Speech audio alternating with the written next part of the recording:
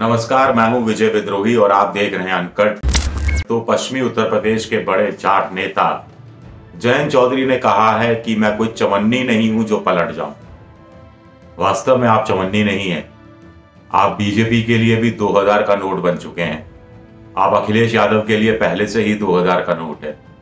ठीक ऐसी ही बात देखिए पंजाब के मुख्यमंत्री चरणजीत सिंह चन्नी के लिए भी कही जा रही थी। जब वो नए नए मुख्यमंत्री बने थे तो उनका मजाक उड़ाते थे कि ये तो चन्नी नहीं, ये तो चवन्नी है। लेकिन जिस ढंग से उन्होंने पंजाब में कांग्रेस को संभाला और नवजोत सिद्धू को किनारे लगाया, उसके बाद चन्नी के लिए भी कहा जा रहा है कि साहब ये तो चवन्नी समझे जा रहे थे, लेकिन ये तो 2000 का नोट निकले राहुल गांधी के लिए। तो चन्नी जैसा कि 2000 का नोट निकले कांग्रेस के लिए, वैसे ही क्या जयंत चौधरी 2000 का नोट निकलेंगे अखिलेश यादव के लिए?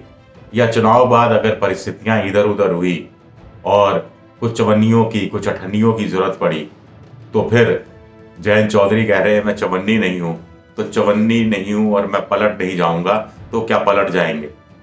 उनकी पार्टी देखिए पलटी मारती रही है। एक बार आपको ध्यान होगा कांग्रेस समझौता करना चाहती थी।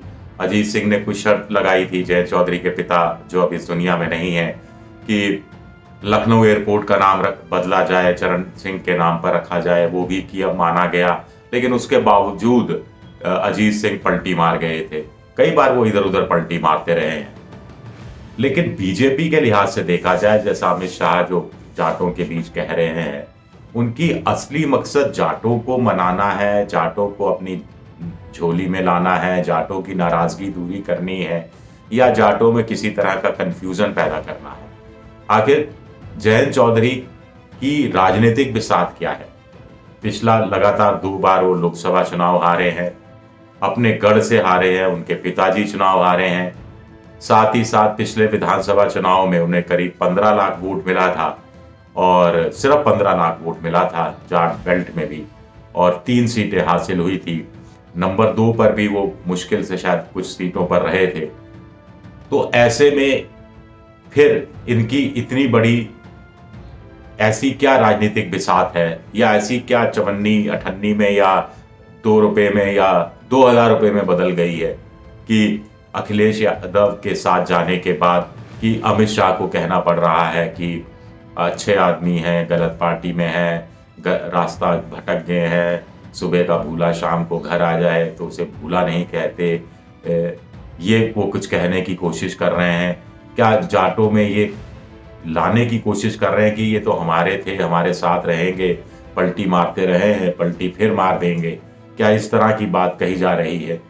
दूसरी बात यह है कि असली मकसद अगर बीजेपी का जाटों वोटर को पटाने का है तो वहीं पूरा ध्यान होना चाहिए कि क्यों 14 दिन में जो गन्ना का पैसा दिलाने की बात थी वो क्यों पूरा नहीं हो पाया।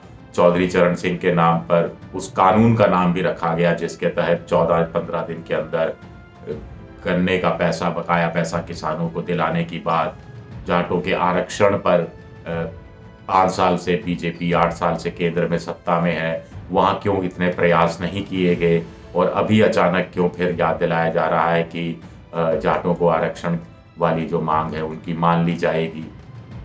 एक बड़ा मकसद ये कि जयंत चौधरी को साथ लाने से जाट साथ आएंगे, या जाट वैसे ही साथ आ जाएंगे जिसमें जयंत चौधरी को साथ लाने की जरूरत नहीं है। इन 2 चीजों में पॉलिटिकली बहुत ज्यादा फर्क है, क्योंकि बहुत सारे जो जाट नेता हैं या जाट किसान हैं पश्चिमी उत्तर प्रदेश में, उसमें माना जा रहा है कि किसानों का आंदोलन रहा। गाजीपुर में 1 साल तक किसान डटे रहे।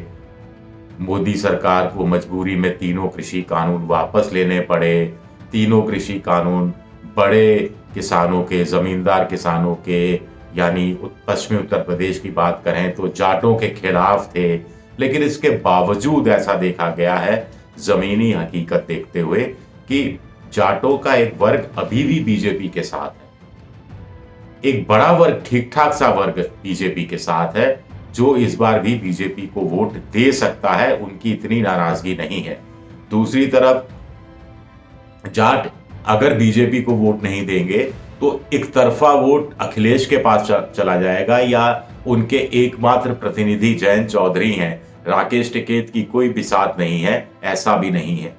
राकेश टिकैत के लिए एक आध जगह मैंने खबरों में पढ़ा कि उन्होंने कोई बीएसपी की कैंडिडेट को समर्थन किया, मुझे नहीं मालूम किया या नहीं किया, हो सकता है वो खबर गलत हो, लेकिन खुलकर अखिलेश यादव को समर्थन करें सभी जाट, सभी जो खाप हैं, सभी जो जाट बिरादरियां हैं, जो जत्थेबंदियां हैं, ऐसी बात भी सामने नहीं आई है।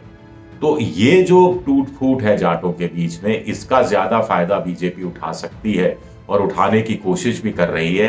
तो ऐसे में फिर क्यों जयंत चौधरी याद आ रहे हैं? जयंत चौधरी कह रहे हैं कि साहब मैं चवन्नी नहीं हूं जो पलट जाऊं। वैसे भी चवन्नियां बंद हो गई है, चवन्नी नहीं चलती, अब तो सिक्के चलते हैं। जयंत चौधरी का इस समय सिक्का चल रहा है। जब सम्मान देना होता है तो कहा जाता है कि फलाना नेताजी का सिक्का चल रहा है, और जब कमतर आंकना होता है, जब उपहास उड़ाना होता है, मजाक उड़ाना होता है, तो कहा जाता है कि अरे इनकी तो चवन्नी चल रही है, इनकी तो चवन्नी चल गई, इनकी तो चवन्नी चल गई।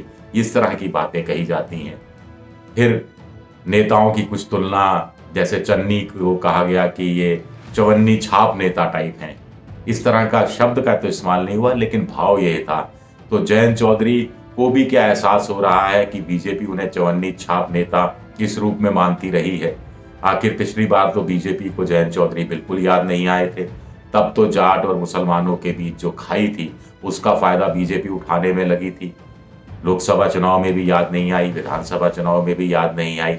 उससे पहले अजीत सिंह के समय जरूर पलटबाजियां और उलटबाजियां होती रही हैं। तो कुल मिलाकर अब कहानी पश्चिमी उत्तर प्रदेश में ऐसा लगता है कि बीजेपी को कहीं ना कहीं ऐसा लग रहा है कि किला दरक रहा है, किले में कुछ दरारें पड़ रही हैं और इसमें प्लास्टर का काम जयंत चौधरी बेहतर ढंग से कर सकते हैं। क्या ऐसा लग रहा है? या फिर जाटों में कुछ जगह जहां पर अखिलेश और आरएलडी के गठबंधन ने मुस्लिम बहुल इलाकों में मुसलमान को खड़ा नहीं किया, कहीं जाट को खड़ा कर दिया, कहीं जाट बहुल इलाकों में मुसलमान को खड़ा कर दिया, या किसी दूसरी जाति के उम्मीदवार को टिकट दे दिया, तो वहां भी किस तरह की भ्रम की स्थिति है, थोड़ा कंफ्यूजन की स्थिति है।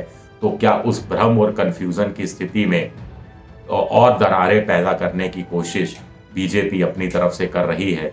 ये भी एक बड़ा सवाल उठता है। शुक्रिया, बहुत बहुत शुक्रिया।